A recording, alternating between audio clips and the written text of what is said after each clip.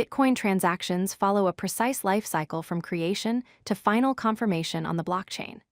Understanding this process is essential to grasp how Bitcoin achieves security and decentralization without relying on banks or central authorities. Each transaction goes through multiple stages, involving digital signing, network broadcasting, validation, mining, and confirmation. This journey ensures that every Bitcoin payment is legitimate, irreversible, and permanently recorded on the distributed ledger that thousands of computers around the world maintain. When someone wants to send Bitcoin, their wallet software creates a transaction by gathering necessary information. First, the wallet identifies unspent transaction outputs, or UTXOs, from previous transactions. Think of UTXOs like individual bills in a physical wallet, each representing a specific amount of Bitcoin that can be spent. The wallet then specifies the recipient's Bitcoin address, which is where the funds will be sent. Next, it determines the amount to send and calculates the transaction fee that will incentivize miners to process the transaction. Finally, if the UTXOs being used are worth more than the amount being sent, the wallet creates a change output that returns the remaining Bitcoin back to the sender's address, just like receiving change after a cash purchase. Every Bitcoin transaction follows a standardized data structure.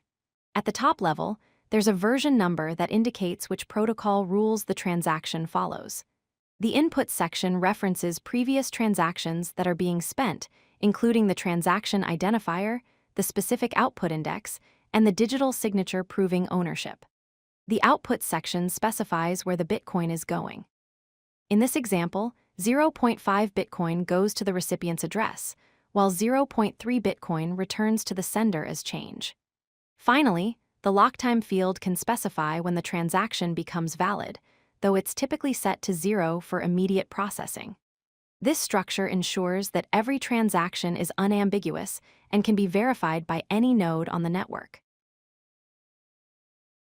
Before a transaction can be broadcast to the network, it must be digitally signed to prove ownership and authorization. The wallet uses the sender's private key, a secret number that should never be shared, to create a unique cryptographic signature for this specific transaction. This digital signature serves as mathematical proof that the person creating the transaction actually controls the Bitcoin being spent. Importantly, the signature is created in such a way that anyone can verify its authenticity using the corresponding public key, but no one can forge it without access to the private key. This cryptographic security is what allows Bitcoin to function without needing a trusted third party to verify ownership. Once signed, the transaction is ready to be shared with the network. After the transaction is signed, the wallet broadcasts it to the Bitcoin network. This means sending the transaction data to one or more Bitcoin nodes that the wallet is connected to. These nodes are computers running Bitcoin software that maintain a copy of the blockchain and relay transactions throughout the network.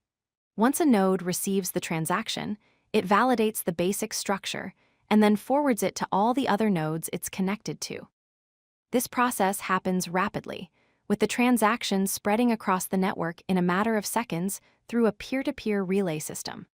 Within moments, thousands of nodes around the world have received and validated the transaction, making it visible to miners who will eventually include it in a block.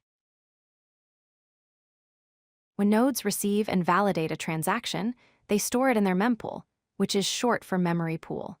The mempool is essentially a waiting area for unconfirmed transactions. Each node maintains its own mempool containing all the valid transactions it has received that haven't yet been included in a block. Transactions sit in the mempool competing for space in the next block. Since each block has a limited capacity of approximately 1 megabyte, not all transactions can be included immediately, especially during periods of high network activity. The mempool is dynamic, constantly updating as new transactions arrive and confirmed transactions are removed. This temporary storage ensures that transactions don't get lost and remain available for miners to select. Before accepting a transaction into their mempool, nodes perform rigorous validation checks to ensure the transaction follows all Bitcoin protocol rules. First, they verify that the digital signature is mathematically valid and corresponds to the public key associated with the Bitcoin being spent. Second, they check that the sender actually has sufficient unspent outputs to cover the transaction amount and fees. Third, they ensure that the same Bitcoin hasn't already been spent in another transaction, which would constitute a double spend attempt. Fourth, they validate that the transaction follows the correct format and structure according to the Bitcoin protocol. Only after passing all these checks does a node accept the transaction into its mempool and relay it to other nodes. This distributed validation process ensures that fraudulent or invalid transactions are rejected before they can enter the blockchain. Miners constantly monitor their mempool to select transactions for inclusion in the next block. Because miners earn the transaction fees attached to each transaction, they typically prioritize those offering higher fees.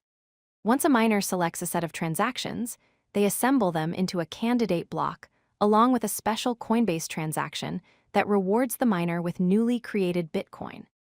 The miner then begins the proof-of-work process, which involves repeatedly hashing the block header with different nonce values until they find a hash that meets the network's difficulty target.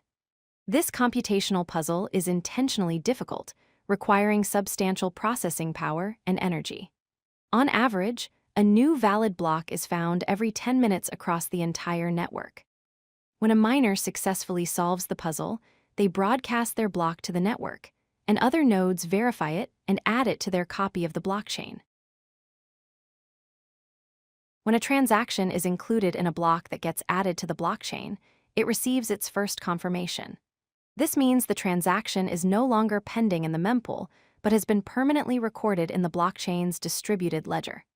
The block containing the transaction is linked to the previous block through cryptographic hashing, forming an immutable chain.